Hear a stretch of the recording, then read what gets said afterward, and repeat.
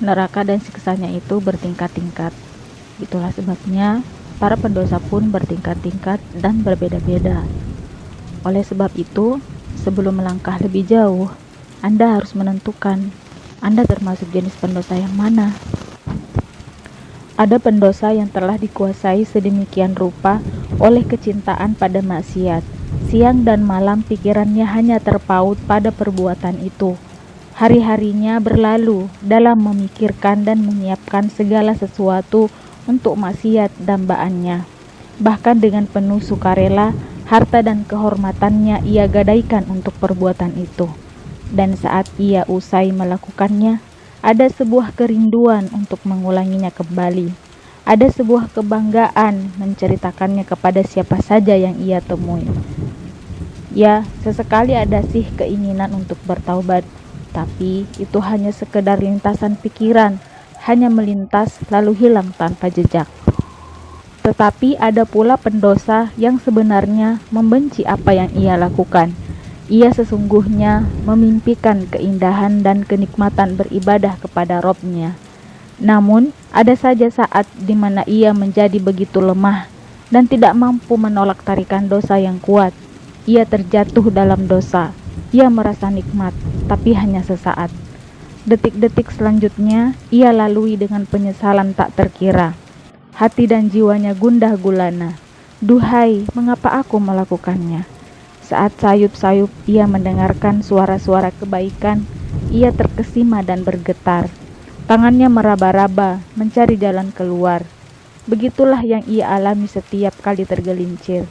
Ibnu Qayyim al-Jauziyah menyebut pendosa ini dengan mengatakan, sesekali ia memenuhi ajakan nafsunya, namun pada kali yang lain ia menyambut panggilan iman. Tentukanlah Anda termasuk pendosa yang mana.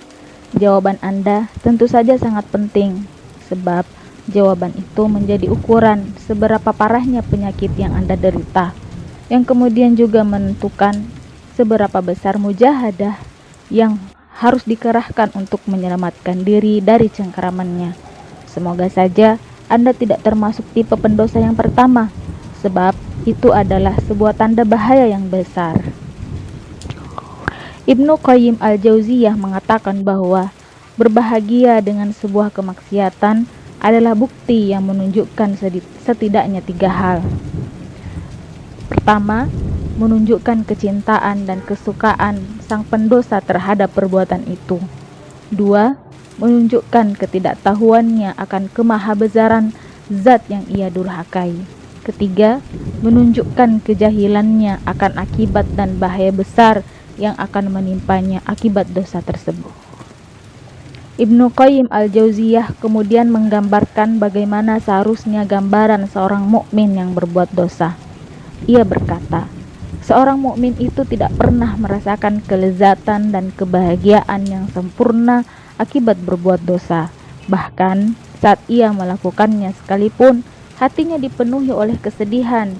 Akan tetapi syahwatnya sedang mabuk seringkali menjadi penghalang baginya untuk meresapi kesedihan itu. Dan kapan saja hatinya kehilangan rasa sedih itu, sementara keinginan serta kebahagiaannya semakin meluap terhadap dosa itu, maka itulah saatnya ia meragukan keimanannya. Itulah saatnya ia harus mengisi kematian kalbunya.